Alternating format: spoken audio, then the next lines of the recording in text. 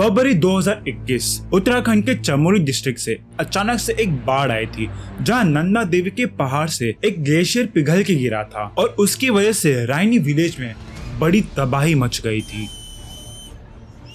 लेकिन इसके पीछे एक ऐसी न्यूक्लियर डिवाइस का हाथ हो सकता है जो कि पिछले 50 सालों से गुम है। तो आज हम इसी मिशन के बारे में बात करने वाले हैं कि कैसे ये डिवाइस वहां आया और ये कैसे हिमालय के आसपास रहने वालों के लिए जानलेवा हो सकता है। ये कहानी शुरू होती है 1964 में, जब कोल्ड वॉर अपने चरम सीमा पे था। एक तरफ अमेरिका अपने जियोपॉलिटिकल रीच बढ़ा रहा था, वहाँ इंडिया भी 1962 के इंडो चाइना वॉर के बाद चाइना को लेके काफी सावधान था। और 1964 में जब चाइना ने शिनजियांग प्रोविंस की लेक लोप नूर के पास अपना पहला न्यूक्लियर टेस्ट किया, उससे इंडिया और अमेरिका काफी चिंतित में आ गई थी। यूएसए के CIA यानी सेंट्रल इंटेलिजेंस एजेंसी ने एक प्लान की शुरुआत की इंडिया के इंटेलिजेंस ब्यूरो के साथ कि वो इंडिया में इंडो तिब्बत के बॉर्डर पे ऐसे डिवाइस को इंस्टॉल करे जो कि चाइना पे नजर रख सकती है, जिससे हम चाइना से आए हुए रेडियो सिग्नल से वहाँ के न्यूक्लियर प्रोग्राम को ट्रैक कर सकते हैं। इसके लिए डिवाइस को एक ऐसी जगह पे रखना पड़ेगा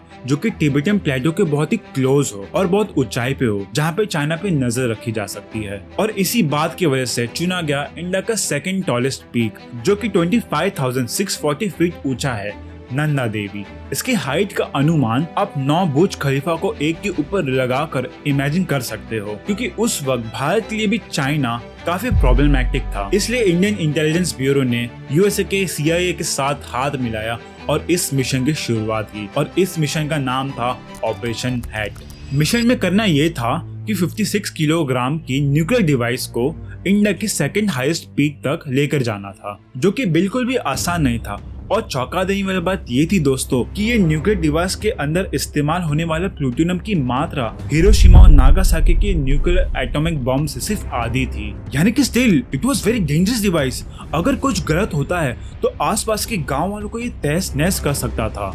डिवाइस के साथ 8 से 10 फीट की एंटीना, 2 ट्रांस रिसीवर सेट्स और 1 स्नैप यानी कि system for nuclear auxiliary power generator भी नंदा देवी पर सेटअप किया जाना था। और इस चुनौती भरे काम के लिए चुना गया वर्ल्ड के टॉप 14 माउंटेनियर्स को। और इस टीम में बहुत ही फेमस अमेरिकन और इंडियन माउंटेनियर्स भी शामिल थे, जैसे कि doctor Robert Schaller, Tom Frost, Jim McCarthy और इंडिया से captain MS Kohli, HC Rawat, Sonam Wangyal और जेस। ये चारों इंडियंस 1965 में इंडियन एवरेस्ट एक्सपीडिशन का पार्ट थे, जिसे कैप्टन कोहली द्वारा हैंडल किया गया था। और उन 9 लोगों के साथ सक्सेसफुली माउंट एवरेस्ट के समिट पर चढ़ा गया था और वर्ल्ड रिकॉर्ड्स भी सेट किया गया था, जिसे अगले 17 सालों तक कोई भी नहीं तोड़ पाया था। और इनकी टीम को कई अवार्ड्स भी मिले थे, जैसे कि इनकी टीम को अर्जुना अवार्ड मिला था और कैप्टन और उनके दूसरे मेंबर्स को पद्म भूषण से भी सम्मानित किया गया था। तो इसी कामयाबी को देख के इन चारों इंडियंस को चुना गया था नंदा देवी पे ये न्यूक्लियर डिवाइस ले जाने के लिए। एक इंटरव्यू में कैप्टन कोहली बताते हैं कि उन्हें और उनकी टीम को इस मिशन की पूरी जानकारी नहीं थी। उन्हें बस बताया गया था कि एक डिवाइस है जिसे नंदा देवी के पीक पर पहुंचाना है। MS कोहली अपने किताब में ये बताते हैं कि यूएसए और इंडिया अपने नॉर्मल स्पीसीज और पैरामिलिट्री पे रिलाई नहीं कर सकती थी, और इस मिशन को सीक्रेट रखने के लिए किसी भी हेलीकॉप्टर या फिर एयरक्राफ्ट का इस्तेमाल नहीं किया जा सकता था। इसलिए इस डिवाइस को इंस्टॉल करने के लिए ये टॉप माउंटेनियर्स को चुना गया था। और इन टॉप माउंटेनियर्स को अच्छी खासी रकम भी दी जा रही थी, $1,000 पर मंथ के करीब, यानी ये आज के समय में $10,000 के करीब होता है। अक्टूबर 1965 में इस मिशन की शुरुआत होती है। इस मिशन में इस डिवाइस का सिर्फ वेट ही नहीं बल्कि वहाँ की चढ़ाई और वहाँ की हार्श वेदर भी बहुत ही चुनौती भरे थे। हिमालय की वो ऊंची ऊंची पहाड़ियाँ और बर्फ से ढका हुआ रास्ता टीम के लिए बहुत ही बड़ा मुश्किल का बात था। ऊंचाई के साथ साथ ऑक्सीजन भी कम हो रहा था और ये 56 किलो का डिवाइस लेकर जाना आम इंसान की तो बात नहीं थी। जैसे ही उनकी टीम समिट पर पहुंची वैसे ही वहाँ का माहौल बिगड़ने लगा और स्नो स्टॉर्म आ गया। इस हालत में टीम ने डिसाइड किया कि वो वापस नीचे जाएंगे और डिवाइस को वहीं पे थोड़े टाइम के लिए बांध देंगे, क्योंकि ऑफ कोर्स ये बात है, टीम की सेफ्टी ज्यादा मैटर करती है। ऐसी तूफानी हालत में उस डिवाइस को इंस्टॉल करना कोई आसान बात नहीं थी। सेफ्टी यहाँ पे ज्यादा मैटर करती थी। डिवाइस को एक चट्टान से मजबूती से बांध के एक गुफा में रख दिया ताकि वो डिवाइस सेफ रहे। और अगले साल टीम जब वापस वहाँ पहुंची तो डिवाइस वहां से गायब था। इस घटना ने CIA और IB को दोनों को चौंका दिया, क्योंकि यहाँ पर सिर्फ स्पाइंग डिवाइस ही नहीं घुमा था बल्कि एक न्यूक्लियर डिवाइस घुमा था जो कि नंदा देवी के आसपास के रहने वालों के लिए जानलेवा हो सकता था और बड़ी तबाही मचा सकता था। जिस ऊंचाई पे इसे छोड़ा गया था वहाँ पे नॉर्मल हेलीकॉप्टर का जाना तो पॉसिबल था नहीं, इसलिए यूरोप से एक स्पेशलाइज्ड हेलीकॉप्टर भेजा गया जो कि 35,000 फीट पर भी उड़ सकती थी, पर अनफॉर्चुनेटली ये सर्च भी नाकामयाब हुआ। 1967 में CIA और IB के द्वारा सेकेंड न्यूक्लियर डिवाइस को इंस्टॉल किया गया जो कि नंदा देवी से कुछ ही दूर था, नंदा कोट में, जिसे सक्सेसफुली इंस्टॉल कर दिया गया था 22,000 फीट के ऊंचाई पे। और इस सेकेंड डिवाइस से पता चल गया था कि चाइना वाले कोई भी ऐसे लॉन्ग रेंज वेपन का इस्तेमाल नहीं कर रहे हैं।